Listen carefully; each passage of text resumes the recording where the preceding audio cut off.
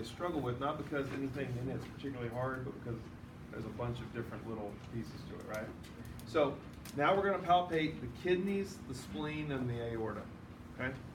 So the last three things in palpation. Now for the kidneys, we're going to use what's called a kidney catch, okay? In the spleen, could we palpate the spleen in most people? No. Can we palpate kidneys in most people? No. Usually there has to be some sort of pathology that's caused enlargement in order to catch the kidney to palpate, okay? But the way we do this is if I'm going to palpate or attempt to catch the right kidney, my left hand, I'm standing on the patient's right side, left hand is at the costovertebral angle again. So on top of the 11th and 12th ribs, and I'm applying a P to A pressure. I'm pulling up. Does that make sense? Right hand, right upper quadrant, right here. I'm going to reach down, and I'm trying to squeeze together. Then I'm going to ask the patient to take a deep breath, which would push the kidneys inferiorly, and then I'll attempt to catch. If I catch the kidney, that's when I palpate, and as I release, I can try to palpate that anterior surface. Does that make sense to everyone? Okay. On the left side, I'll come over to the left, for the left kidney. My right hand now, I just switch hands. Right hand goes under the costovertebral angle, P to A pressure. Left hand, now you notice I'm not right over midline. I'll come over here just a little bit, right? Keep pressing together, have the patient take a deep breath, and I attempt to catch. Does that make sense? Now, on most people you won't be able to do this. Sometimes on really thin people, we can catch the kidney. So it's possible, on a few of you we may, but usually it's difficult to do, okay? Now, for the spleen, to palpate the spleen, I'm going to come to the patient's right side, okay? I'm going to reach across with my left hand. So my left hand now is going to go under costovertebral angle, under the 11th and 12th ribs. Again, a P to A pressure. See how I'm pulling up?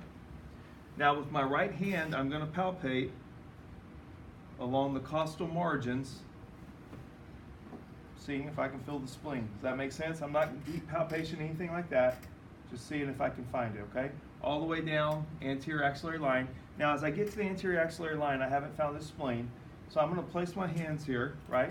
And I'm going to ask the patient to take a deep breath and see if the spleen comes down and hits my fingers. Now I'm not trying to get aggressive. I'm not jamming up under there. I'm not hooking, anything like that, right? See, I'm going to let the spleen come down and hit my fingers if it's enlarged, right? We don't want a lot of pressure on an inflamed spleen. Does that make sense? Okay, so just simple. Here, pressure, I'm palpating along. If I don't find it, have them take a deep breath, see if it comes down and hit my fingers. Now, if I'm palpating and I find it, just like when we percuss, then we'll come this way, palpate up to see where the bottom is, but we're not applying a lot of pressure on it. Does that make sense? Finally, for the aorta, on his, there's not much there, right? But if you saw a real large bounding aorta, then what we do is we come in with our fingers and we try to find the edges of it. We're not applying a lot of pressure, just the edges. Where do we feel that pulsation? And we want to get an estimate of how wide it is, okay? What's the normal width of the aorta in an adult? 2.5 centimeters, okay? At 3 centimeters, it's considered an aneurysm. So it's ballooning out, right? At 4.5, there needs to be a vascular referral, okay? Now you can see these on x-rays. We looked at that lateral x-ray where it's calcified. Oftentimes they calcify, you can see them.